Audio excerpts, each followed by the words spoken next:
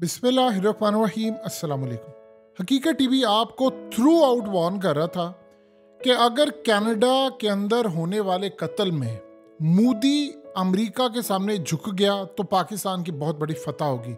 और उसके बाद चूंकि इंटरनेशनल इस्टेब्लिशमेंट ने फैसला किया है कि उन्होंने मोदी को हटाना है, लेकिन अगर वो नाकाम हो गए और यूरोप ने साथ देने से अमेरिका का इनकार कर दिया तो बस फिर आप समझ लीजिएगा पाकिस्तान के लिए जो खतरे की घंटियां छोड़ दें। यानी अब हम किस तरह इसको डिफाइन करें कि अगर शायद कुदरत ने अजाब के तौर पर अगर भारत को पाकिस्तान पर चुन लिया है तो ये कहना गलत ना होगा। हुआ ये है कि इस वक्त सबसे ज़्यादा खतरनाक सूरत हाल पैदा हुई है, सबसे ज़्यादा खतरनाक सूरत हाल कि जिसमें पूरे के पूरे यूरोप ने अमेरिका को कह दिया है कि भाई साहब हम आपके साथ नहीं खड़े। उन्होंने भारत के आगे घुटने टेक दिए हैं और उन्होंने भारत को कह दिया है कि हम आपके साथ खड़े हैं, हम अमेरिका के साथ नहीं खड़े। और मोदी ने मसल्स दिखाते हुए बाइडेन को और कनाडा को कहा है ये है तुम्हारी औकात, तुम मुझे हटाने चले थे, मैंने पूरे यूरोप को तुम्हारे खिलाफ खड़ा कर दिया। अब वो खड़ा किस तरह हुआ है? वो सारे का सारा यूरोप जो कभी पाकिस्तान को कह रहा था कि आप रूस की मजम्मत करें, भारत को कह रहा था, आज वो यूरोप भारत के साथ खड़ा हो गया है। अब हुआ क्या है? हुआ कुछ ये है कि आप जानते हैं कि यूरोपियंस तकरीबन, आप अगर हम सिंपल सी बात करें, मोटी मोटी बात करें, 90 अरब डॉलर का इंपोर्ट करता है भारत, तेल और दूसरी चीज़ें। फिर मेटल्स लेता है 30-40 अरब की। इस तरह करते करते 250-300 अरब डॉलर्स की भारत इंपोर्ट करता है और ये सारी की सारी इंपोर्ट उसकी यूरोप से होती है। दुनिया की जितनी बड़ी कंपनीज हैं, चाहे वो आईफोन की बात अगर हम करें तो तकरीबन 1 करोड़ के करीब आईफोन भारत में बिके हैं 2023 में जो एस्टिमेट है। अब आप बता दें कि दुनिया के कौन से मुल्क में इतनी बड़ी तादाद के अंदर लोग ये चीज़ें ले रहे हैं, भारत में बिक रहे हैं। इसी तरह चाहे वो BMW की बात करें, बड़ी से बड़ी कंपनीज यूरोप की, हर बड़ी कंपनी के जो पहले टॉप 1 से लेकर 4 तक खरीदार हैं वो भारतीय हैं। अब मोदी ने नहीं ये काम किया, भारत ने अपने आप को स्टेबल इतना किया है कि ना उनको IMF की ज़रूरत है ना वर्ल्ड बैंक की ज़रूरत है। तो वो दुनिया के अंदर मोदी को एक बात का ज़ौम लग गया है, वो बात को समझ बैठा है। कोई भी मुल्क उसके खिलाफ जाता है वो कहता है भाई सुन, तेरी औकात ये है कि मेरे मुल्क की आबादी है 1.5 अरब के करीब, तूने ज़रा तिड़बिड़ करने की कोशिश की तो दुनिया की 2nd लार्जेस्ट मार्केट मेरी है, तेरी मैं प्रोडक्ट्स बंद कर दूंगा। अब वो सारी कंपनी जो है वो हाथ खड़े कर देती हैं। यही वजह है, अगर मिसाल के तौर पर फ्रांस खड़ा हो, मैक्रन खड़ा हो जाए मोदी के खिलाफ, तो आप जानते हैं फिर क्या सूरत हाल होगी। मैक्रन के खड़े होने के बाद मामलात इतने ज़्यादा ख़राब हो जाएंगे कि राफेल तैयारे छोड़े और बहुत सारी चीज़ें नहीं होंगी, तो वो तो इनके नीचे। इसी तरह यूरोप के अंदर जो चीज़ें हैं वो सारी भारत में जाती हैं। और वो उसने कहा है कि किसी ने मेरे खिलाफ खड़े होने की कोशिश की तो मैं उसकी ईंट से ईंट बजा दूंगा। यूरोप ने मोदी को खत लिखा था कि तुमने रूस की मजम्मत करनी है। उसने कहा था तुमसे बड़ा मुनाफिक कोई नहीं है। जयशंकर ने यह बात ऑन दी रिकॉर्ड की थी। उन्होंने कहा तुमसे बड़ा मुनाफिक कोई नहीं है, यूरोप दुनिया का सबसे बड़ा मुनाफिक है कि रूस से तुम गैस लेते हो, रूस से तुम तेल लेते हो और हमें कहते हो मजम्मत करो, उससे तेल ना लो, तुम पहले बंद करो फिर आगे हमसे बात करना। आप अंदाजा कीजिए वो यूरोप को ललकारे। और ये जो हालिया सिखों वाला मामला है उसमें तो उन्होंने अमेरिका और कनाडा की ईंट से ईंट बजा दी है। अब ये खतरा पाकिस्तान के लिए क्यों है और हमारे लिए इतनी खतरे की घंटियां हैं, इतनी खतरे की घंटियां हैं कि आप सोच नहीं सकते। देखिए सादा सी बात समझिए, यूरोप अमेरिका के साथ खड़ा है, तमाम गल्फ कंट्रीज के साथ उनके ताल्लुकात अच्छे हैं, तुर्की के साथ उनके ताल्लुकात अच्छे हैं, अर्दोगान आए थे वहाँ पर G20 में, सारे ममालिक के अच्छे। अमेरिका ने और कनाडा ने उनके खिलाफ खड़े होने की कोशिश की, उसे तितर बितर कर दिया। अब हुआ यह है, यूक्रेन की जो जंग है वो तकरीबन अमेरिका और इसके इत्तेहादी हार चुके हैं, तो भारत तो सबसे बड़ा बेनिफिशियरी रहा ना। उसने कहा भाई अच्छा है, मैंने तो मजम्मत ही नहीं की, मैं मजम्मत करता तुम शिकस्त खा गए, मेरे तो रूस से ताल्लुकात खराब हो जाते, तो वो तो स्टैंड ले गया। अब रूस का सबसे ज़्यादा फायदा जो है वो भारत को मिलेगा। अब यहाँ आप जरा समझ रहे कि भारत क्या करेगा। रूस कल को वो ये भारत ने जब पाकिस्तान पर हमला करना है, आप सोचिए वो कनाडा में जाकर हमला कर रहा है, तो अमेरिकी और कनाडा यूरोप उसका कुछ नहीं बिगाड़ सके। यूरोप तो उसके साथ खड़ा ही था भारत के साथ। उसने कहा तुमने यहाँ मजम्मत की, मेरे खिलाफ खड़े हो, मैं देख तुम्हारा माल बंद करता हूँ। और चाइना के साथ वो जा सकता था और यूरोप की ईंट से ईंट बच गई। सोचिए ज़रा कि आईफोन एक रात में $2 अरब उसकी जो वैल्यू है वो गिर गई, क्योंकि चाइना ने कहा कि हमने जो अपने ऑफिशियल्स हैं उनको आईफोन इस्तेमाल करने पर पाबंदी लगा दी। मार्केट इस तरह गिरती, भारत कह देती तो $20-25 अरब तो वैसे ही गिर जाते। तो ये जो सारी सूरत हाल है इसको जरा आप अच्छी तरह समझें। भारत बहुत बड़ा जियाड बन चुका है। अब पाकिस्तान पर जब वो हमला करेगा तो आप बताइए कि दुनिया किसका साथ देगी? पाकिस्तान का। अब एक बात बता दें यार, भारत हमसे 6 गुना बड़ा है, हम भी तो 25 करोड़ है ना।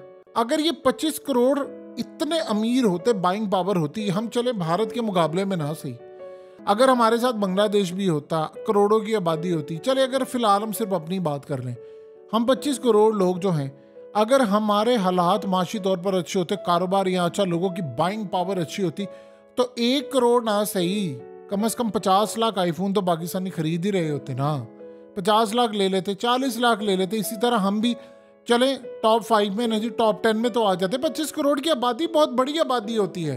अमेरिका की अगर 36 करोड़ के करीब आबादी है तो वो सोच, आपका असल में मैटर नहीं करता आबादी से। अब आप देख लें यूएई की लोकल जो आबादी है वो अपनी उनकी 10-12 लाख है, लेकिन एक्सपेक्ट और सारे टूरिस्ट वो सारे मिला के सालाना 3-3.5 करोड़ लोग वहाँ विजिट करते हैं, और गैर मुल्की मिला के 1 करोड़ की उनकी टोटल आबादी बनती है। तो आप बता दें उनकी बाइंग पावर है, सारी दुनिया की बड़ी कॉफ़ी ब्रांड से लेकर सारी दुनिया के बड़े बड़े आउटलेट, हर तरह के उनके हेडक्वार्टर आईसीसी से लेकर सब कुछ दुबई में है। क्यों है? वो इसलिए है क्योंकि वहां पर उन्होंने बाइंग पावर बना दिया, लोगों की स्ट्रांग की हुई है। हमारे टैक्सी ड्राइवर सारे दुबई में जाते हैं, वहां जाकर वो 4-4 लाख रुपया कमा लेते हैं। बताए पाकिस्तान में कैसे वो कमा सकते? तो ये जो कहानी सारी शुरू हुई है उसको आप जरा अच्छी तरह समझिए कि मामलात किस तरह जा रहे हैं। भारत पूरी तरह डोमिनेट कर चुका है।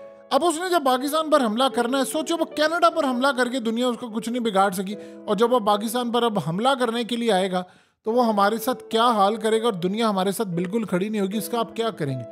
देखिए उसकी पावर इतनी है, उसके पास पैसा इतना, उसने अपने आप को मजबूत किया, उसे हथियार लिया। अब हम मिसाल के तौर पर यूरोप की बात करते हैं, रशिया की और यूरोप की बात करते हैं। अब रशिया क्या करेगा? रशिया वो खरीद देता है, उनको बूट से लेकर उनका सारा सामान देता है, यूरोप से वो सारा सामान लेते हैं। अब आप देखिए भारत ने हालिया चांद पर लैंड किया है। अब जानते हैं उसके बाद मामला क्या हुआ है?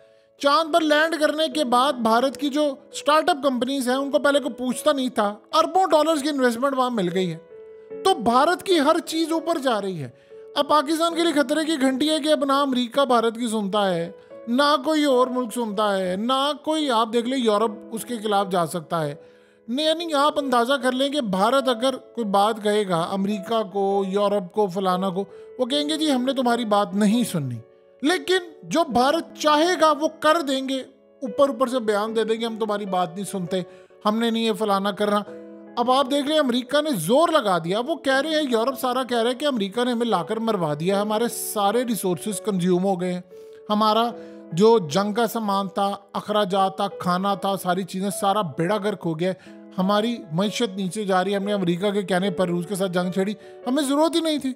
और सोचिए जरा अगर ये नेटो में शामिल कर लेते, वो तो न्यूक्लियर हमला करने वाला था यूरोप पर, तो अमेरिका के पीछे लगकर यूरोप ने तबाही कर ली। अब यूरोप ये समझता है कि नहीं हमें ताल्लुकात बनाने चाहिए भारत से, ठीक है हमारी तो मार्केट है वहाँ पर।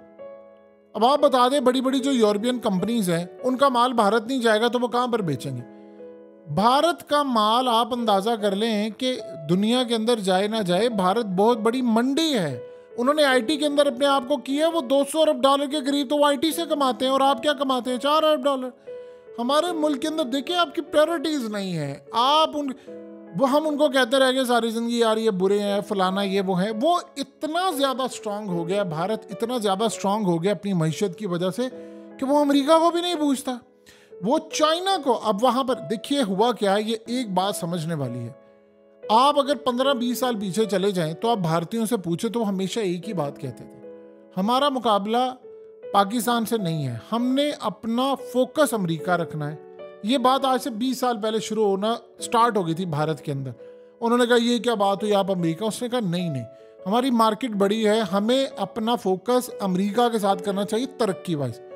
हुआ ये कि आहिस्ता आहिस्ता वो पाकिस्तान को ललकारते भी रहे। उन्होंने कहा ये पाकिस्तान अफगानिस्तान की जंग में वैसे ही तबाह हो जाएगा, तो हमें अपनी अमेरिका के साथ यारी बनानी। उस चक्कर में वो अमेरिका की मार्केट के लेवल पे आने की बात होगी। आज 5वीं बड़ी मईशत है और 2000 यानी चंद साल बाद अगर हम देखें 75 की बात हो रही है, कोई 70 की है, कोई 50 की है, कि दूसरे नंबर पर भारत आ जाएगा।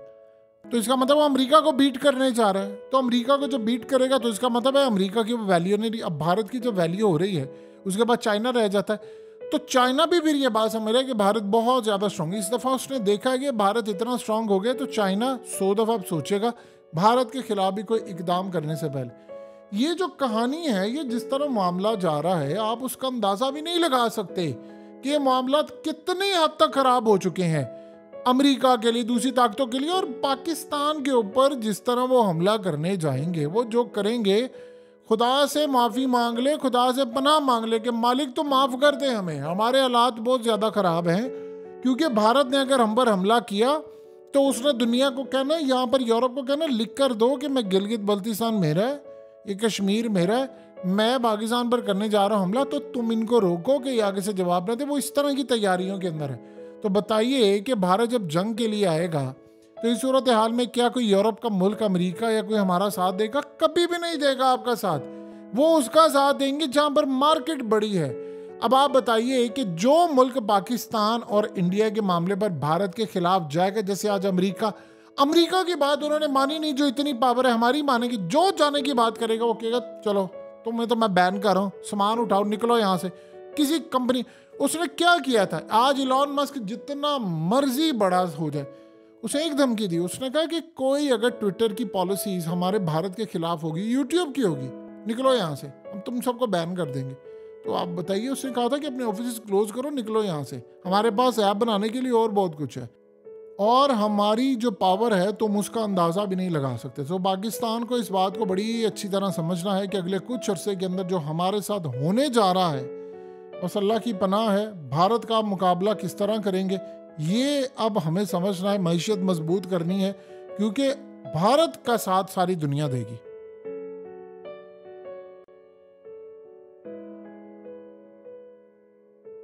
हकीकत टीवी को सब्सक्राइब करना मत भूलें, वीडियो को लाइक करें, शेयर करें और कमेंट सेक्शन में अपनी राय का इजहार ज़रूर करें।